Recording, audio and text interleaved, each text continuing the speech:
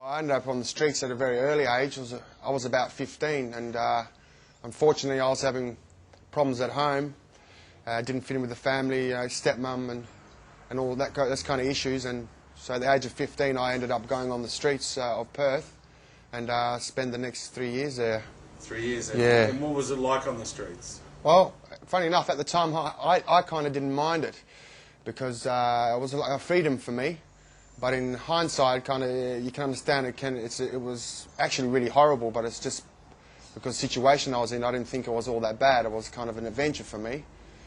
But having said that, there was still a lot of issues on the streets that you have, fighting other people and, being cold at night and all that kind of stuff. But I did kind of treat it like a bit of an adventure at the time.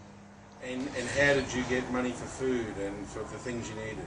Yeah, well, by not having any steady accommodation, allowed me to blow all my money on the wrong things and just feed myself. And then when I run out of money, I would go to drop-in centres to feed myself, and also the soup vans and stuff like that.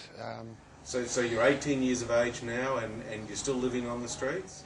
Yeah. Had you started taking drugs by that stage? Yeah, I'd already started taking drugs. I was already smoking marijuana in high school. Hanging around with the wrong crowd at school, so I was already smoking marijuana, and then once you hit the streets, you're exposed to all the other ones. And what sort of drugs are we talking about? Well, I started off taking heroin. That was my first major drug issue I had. Was with heroin and a doctor shop. I was taking a lot of prescription medicines. Right. And I got off heroin through Dr. George O'Neill, naltrexone program. But then after that, I still dibble-dabbled in, I got a habit in methamphetamines, speed, and struggled with that for a few years as well.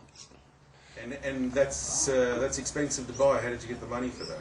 I was doing criminal activities. I was breaking into businesses and stuff like that. And what was the result of that?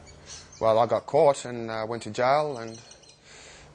went to jail? Well, eventually ended up going to jail after collecting all those, not for going to do a break and enter. I didn't go to jail for that, but it all added up. I ended up assaulting a public officer, and then I did jail for that. And how long were you in jail for? 8 months. 8 months. Yeah. Scary place? Yeah, it's very scary because I'm not a jailbird, and there's a lot of big blokes in there, it's pretty scary, but you must know how to behave in there, because if you didn't know how to act and the rules, then you would be in big trouble in jail. But I was glad I knew the rules a little bit. So you get out of jail, what age are you now? 21. 21. Yep.